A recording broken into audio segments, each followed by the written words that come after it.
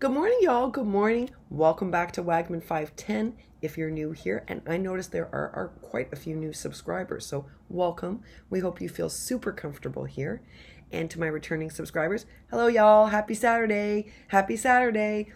Well, first of all, I got to say a big thank you to Lanny and to Crafty Michelle, because they were the two very, very, very smart and innovative crafters who said, what about a utility cart, Alicia? Yes. Yes. So y'all know the one thing I didn't do in my reorg last year was my utility cart. It's kind of my junk drawer. Well, folks, this weekend I am emptying it, and I'm going to put that cart to the test. I think Crafty Michelle and Lanny may have solved my problem. And because that's a 3-tiered cart, so I can put my absolute necessary supplies in tiers 1 and 2, and I've got the 3rd tier for a place to carry my projects back and forth or leave them to cure overnight. And that's important, because right now I don't really have anywhere to cure overnight. I have to take everything away and put it away, as you know, because you know the husband is a little picky about crafty mess. So that means whatever curing I do has to be early enough in the evening that I can put it away at the end of the night without ruining it. So what I tend to do is, like, so for instance, I made a bunch of these butterflies. And by the way, this is the Prima paper. We'll talk about that. Prima paper holds up so well to everything I do to it, to the glittering, which you can't see on this camera, to the distressing. It holds up to the folding. It's wonderful. You know, when you're working with less expensive paper, sometimes it pays to back up on cardboard. But anyway, getting back to my thought, I'm going to run off on a tangent on making otherwise. So what I do at the end of the day, so I separate them out. These are all butterflies I made last night, while watching something with my husband. He watched it in Lanai, and I made my butterflies. Okay, so while I was making these, what I did was, when they're finished and completely dried off, I put them into trays separated. So like, I have like Prima here, Dilutions here, book pages here. Okay, then I carry these into my other space, and there I put butterflies into a bin, and I put a lid on the bin so that they don't get dusty, nothing can spill on them, nothing can happen to them, and that's how I store them. I also have, let me just get those to show you. I also have flowers that I've made, these little flowers, and I'm going to ask you for some advice very shortly. Sorry, I should be able to pull out a 3rd type to show you. There we go. So this is that tiny little die from AliExpress that's really popular, that lots of people own. So I did those in Dilutions, I did them in Prima, and I did them in book pages. And on this one, you can see the glitter treatment. So these have been triple thicked and glitter treated. I have to tell you something, and this is where I need your advice again. I know this dye is very popular. I know lots of people order it and use it. That's why I thought it would be fine. Guys, this yields a very unimpressive flower. It didn't matter what paper I cut it out of, whether it was my favorite paper, or whether it was got a great print on it, like a Maggie print, or whether it was excellent quality, like Prima paper or Minte. Folks, when you just cut this dye out, it's really not very impressive. The flower looks very blah. And I did use a balling tool. I watched many videos on how to ball a flower. Your girl figured out how to do it. And you can also, by the way, use a tip of a pen, but it's much tougher. The balling tool is much better. But notice I didn't ball these very much. These are barely dimensional. That's because I felt they looked better semi-flat. So here's what I'm finding. And afterwards, I went and looked at a whole bunch of videos on Ali just to see if I was alone in this.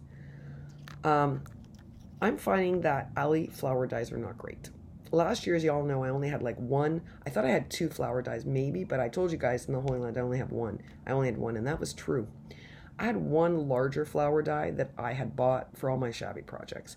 And it's a very simple dye. It doesn't look real pretty when you first get it, but it's bigger. It's like this much bigger. And what you have to do is you have to spray it with water, crunch up the paper, pull it all out, let it dry, then triple thick it and treat it, and it looks great. If you're careful, it looks great. It's a simple dye, but you can make it look great. All right, well, I ordered this one because so many people had ordered it, and I have to tell you, like this, I had to triple thick it, I had to glitter it, just to make it kind of okay. Not great, by no means great, just okay. And it looked better flat-ish than it looked curled. So, I mean, look, we do always need semi-flat flowers for things like flat mail and bag toppers and things like that. So I'm not saying that this is completely useless, but it's a very small die. So this is a whole lot of work to make one teeny little flower. So here's what I'm saying. I own it, so I found a way to make it work, right? But I think that Ali flower dyes are not great, because after working on all this, I went and watched a bunch of videos on AliExpress flowers and flower dyes. And I have to tell you, most of the comments were that their flower dyes are not great. That either they put a center, the way that they create the center of the flower is problematic for when you want to use your balling tool, whereas let's say something like Heartfelt Creations doesn't do that. Heartfelt Creations does not put that hole, because you need to have a solid center of a flower to push down with the flower tool to make the petals pop. But Ali has almost always puts a hole in the center of their flower dyes. They also complain about something very similar to what I experienced with this. Not only are these dyes really small, and sometimes when you want a flower, you want it to be bigger, right? So that was one problem with size, and two was some of what I experienced, which is when they're die cut, they're kind of meh. So I did find a way to create these, but only to a place where they're okay. They're not phenomenal. And again, that's a lot of work to not make a phenomenal embellishment. So my question to you is, what is your favorite flower dye? And maybe you have one on Ali that you love. Like that first flower dye I ordered from Ali is much better than this one. It's bigger, much bigger, it's simple, and when I alter it, it comes out great. That was sort of the first basic kind of Hawaiian looking flower dye that most people ordered. That was my first one, and it works much better than this one. And the other dye that I used, not as a flower dye, but it is technically a flower dye, is the Sunburst one. But I actually use that because it's one of the few teeny sprig dyes that I don't wreck. And so I use that to put behind things to give a little sprig. What is your favorite flower dye? Either from Ali or from another company? Because here's what I'm thinking, folks. I think I'd rather invest in one good flower dye that's versatile, that I can alter with stain or diamond dust or glitterific or whatever, than I would having 5 really subpar dyes. Not only will that clear for me more crafty storage, like I'll be able to store it because I'll have less dyes, but also I'd rather have it yield a better flower that I can personalize myself with technique than just having all different shapes that don't look that great. So let me know down below, what's your favorite dye, flower dye? Where did you get it? Where can I find it? And I appreciate the help, because you all solved my problem, I think, with my transporting from one room to the other, and I have a feeling you're going to have a solution for this. My other question to you is, how do you, folks who have a stash at home, those of you who actually make in advance and just pull from your stash for challenges, how do you store it? I just want to make sure that I'm storing everything I'm making the best way possible. As I said, everything goes into individualized bins. Imagine, I wish I had one on to show you. Imagine like the large size Tupperware from the dollar store with a lid. And that's where I store all these after I make them until I'm ready to package them up for the swab. Now, I know Lily, when she makes packages right away, she puts this, she does the paper, she puts the embellishment in, puts it in the plastic, makes the bag topper, and stores it. I'm worried that my bag topper will get ruined. I'm not that gentle, I tell you that. So I have to put in a lot of provisions for myself so that I don't wreck things. So for me, saving these in bins until I package, when I package, that box goes out. So for me, it's safer in bins. But if you have a suggestion on how to better store for the stash, based on your stash, that would be great. I'm never going to have a stash, but this month I'm working on 4 challenges and 2 swaps. So I do have a lot of made items. In fact, I realized after I said that I have way over 60 embellishments made, because I have about 30 or 40 of these alone made. And then you add the flowers, well, there's a ton of those small flowers. I don't know how many. Maybe there's 30, I don't know. Maybe there's 40, I have no idea.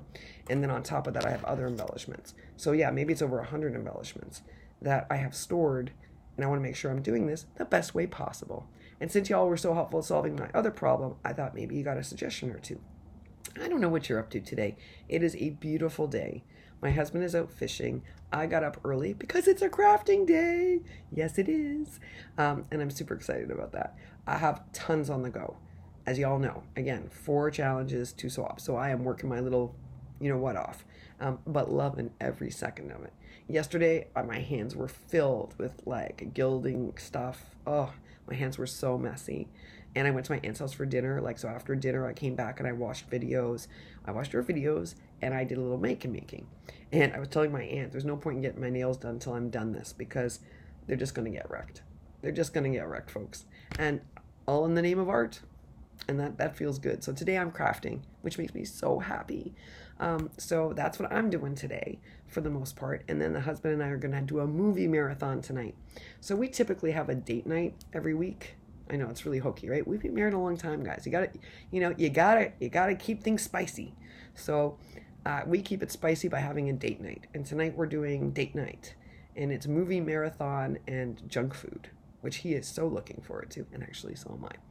So I'm super excited. I will make rosettes during that.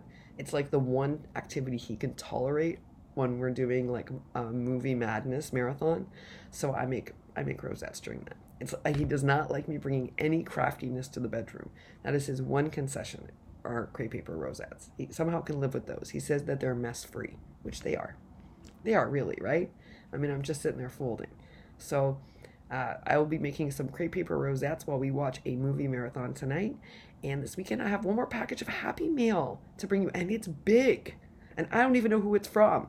I'm so excited. But I'm really excited to be making today. Really excited to be making. Folks, just forgive me if it takes me longer to get back to you. I am back at work, which means a new schedule, and it means me adjusting to the rhythm of it. I will get better at it as the weeks go on. It's just always an adjustment when I'm back to work. So bear with me. That's it, folks. I'm off to make. I hope whatever you do today, I hope you get to make something. And if you can't and you're working, then I hope your day is super easy. Yeah, I just wish for you a day of innovation and happiness, creativity, and love. All right, y'all. I'll see you later. Bye for now.